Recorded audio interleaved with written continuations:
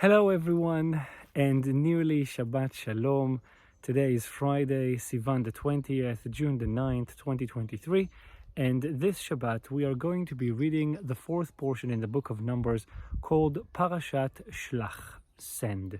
We see the beginning of the portion in chapter 13. We see God saying to Moses, send men for yourself.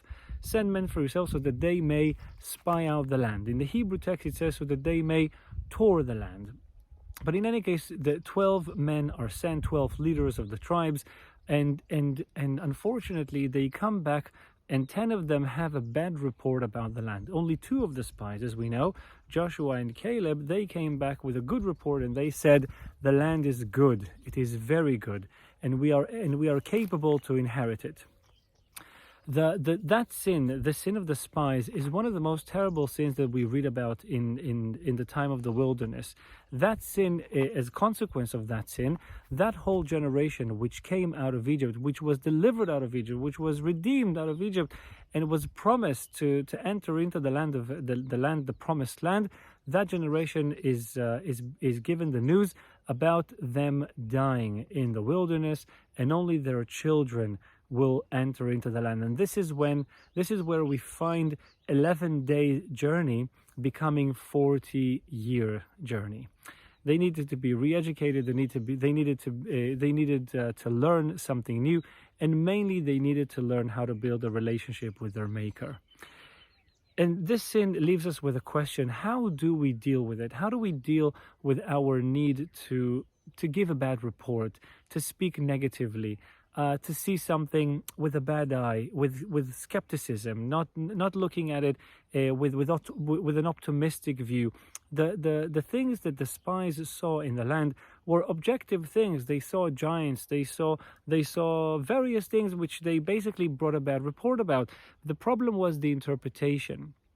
So what kind of remedy, what kind of advice can we find in the portion which might help us to avoid such behavior?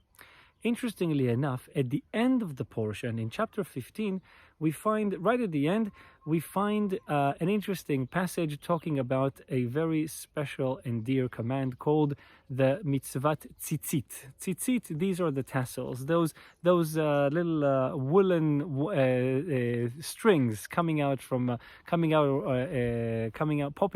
our clothes.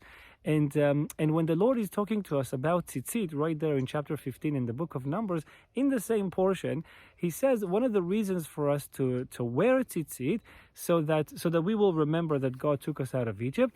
And it also says in Hebrew, "Velo taturu acharei levavchem ve'acharei einechem," so that you may not tour following your eyes and hearts. We have the spies at the beginning of the portion going to tour the land, and that's why we made that little important correction about them not going to spy out, but them going to tour. And also with tzitzit, we find ourselves in the need to not to tour following our eyes and hearts. So in the same portion, it looks like God is giving us, he's describing to us a human behavior, a human tendency. Yet he's also giving us a remedy. He's giving us a way to deal with it, and that's a clear, obvious sign for his compassion, and how we should always take heed to what our Maker has to say about how we should live our lives. And I wish us all to always be with a good eye and with a good interpretation, positive interpretation about reality, and to remember that it is all from Him. Shabbat Shalom.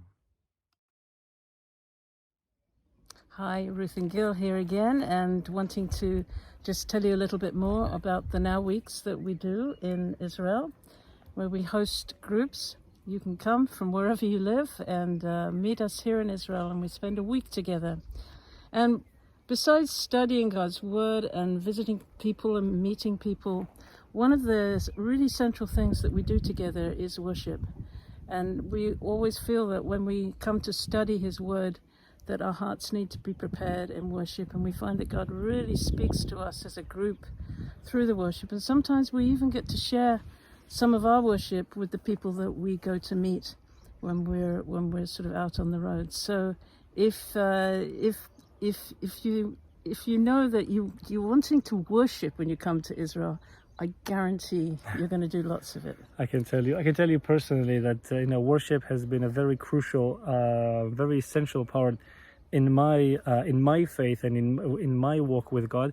And just looking at the last time that we've done now weekend, going to people's homes and to where people are, where Jewish people are, and bringing that worship together, reassuring them and that this is okay, it's possible for us to do it. And they see a Jew and Gentile doing it together, and they are so inspired, the hearts are opened.